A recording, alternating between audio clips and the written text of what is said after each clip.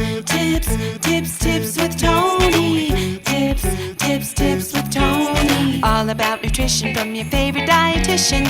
Everything you need to digest in your mind.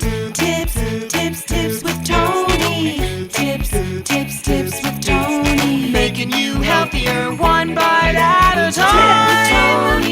With Tony. Woo! Hello, and welcome to the Tips with Tony podcast. I'm Tony Marinucci, your registered dietitian, helping you get healthy one bite at a time. Are you struggling to drink enough water? I actually have clients that don't like water. It is a huge struggle for them to drink water every day, let alone reach the needs that their body actually requires. This podcast is going to teach you other ways in which you can stay hydrated other than water and really go into detail about what you can do to actually drink enough each day to stay hydrated and reap the benefits of hydration. Did you know that if you have a headache or you're feeling tired or hungry, those 3 symptoms might just be saying that you're actually dehydrated? I know, crazy, right? Drinking more water is key to a normal, healthy functions of metabolism, energy levels, feelings of satisfaction, meaning feelings of fullness, and it can help a great big deal on weight management and overall health. Now, I did just say, though, some people just don't like the taste of water. So what do? And you've heard like artificial sweeteners aren't really that great for you. So, do you have a Diet Coke or a Crystal Light? Does that count as your water or not? These are all things that we're kind of going to go through, and I'm going to explain to you how you can increase your water intake. Now, if you do like water, you're in luck because obviously this is going to be much easier for you to reach your water needs. Now, we need to define what your water needs are. In general, you're going to take your body weight in pounds, divide that number by 2, and that's going to be the total amount of fluid ounces that your body needs of water per day. And then you take those fluid ounces and you divide that by 8 because 8 fluid ounces equals 1 cup. And that's how you know how much water you need to be drinking each day. It's usually relative to your body weight. There are other factors that come into play, but once again, this is a general podcast for general nutrition advice. So I'm going to give you that to start with. If you do participate in physical activity and you're sweating for every 15 minutes of physical activity of high intensity of sweating, you need to replenish with 8 ounces or a cup of water to get your fluid back into your body. Now, drinking water is obviously going to be the first way you want to stay hydrated. But once again, if you don't like water, we'll talk about some other ways.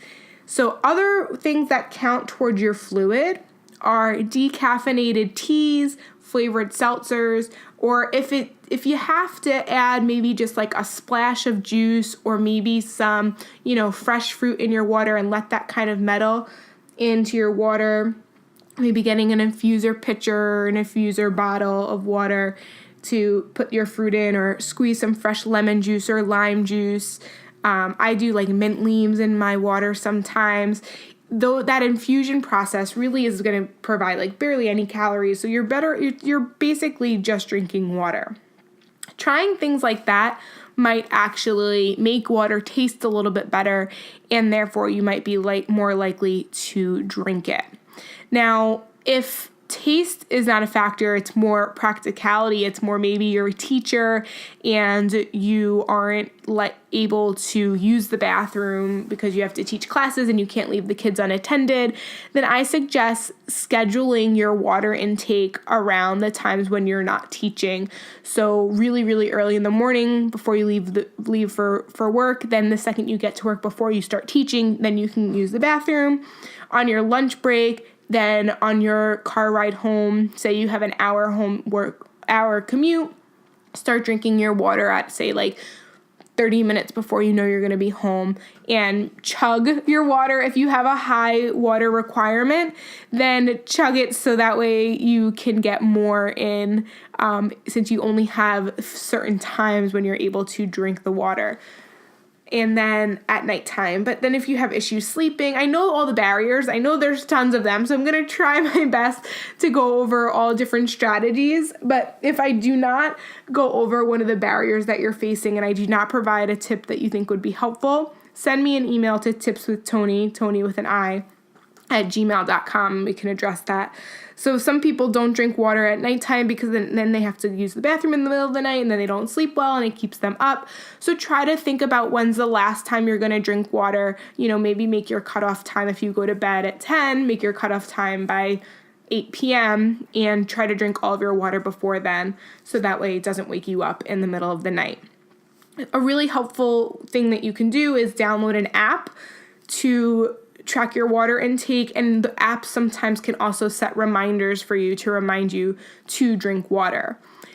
Purchase a reusable water bottle so that way you can always refill it, and whether you see a water fountain or an opportunity to maybe fill your water up from a filtered source, that might be a good option. If you always have a reusable water bottle, then you always have a location where you can fill up your water. You don't really have an excuse. I also leave a pack of plastic water bottles in the trunk of my car. This is a lot easier to do in the wintertime, colder months. In the hot season, it tends to, you don't want the plastic to melt. And so therefore, you might be better off just keeping maybe a case of water by your door when you're walking in and out of work, and that way you always remember to grab maybe a couple of bottles with you before you leave for work so it's on you. If you don't want to get a reusable water bottle, at least make sure your plastic water bottle is always by you. And remember, if you're feeling thirsty, you're already dehydrated. So another way to check for dehydration, I talked about if you have a headache, if you're feeling tired, if you're feeling thirsty or hungry, we know that you need to be consuming water. Another way is looking at the color of your urine. If it's dark and yellow, almost brown, you need to drink water until it's almost like a pale yellow or clear to make sure you're getting enough. Now, talked about water. Flavored seltzer is also a good option. Like I already talked about how to kind of flavor your water so it's a little bit more enjoyable. But you can also, believe it or not, stay hydrated with certain foods. Foods like fruits and vegetables that have a high water content can help with your hydration. It's not the same as drinking water, but it definitely counts. So that the term watermelon gets it because it's made of mostly water. You've heard iceberg lettuce. I don't know if you've heard this before, but a lot of people say iceberg lettuce is not good for you or there's no nutritional value. It's mostly water. Well, it's still better than a lot of other options. And if you're not a water drinker, then getting, lettuce has a great water content, especially iceberg lettuce. So that might be a nice thing to add to your daily diet. Anything that's like your citrus fruits are going to have a high water content. Lots of your melons, like cantaloupe, not just watermelon, but cantaloupe and honeydew, peaches and plums, your juicy fruits. There's definitely some water in there.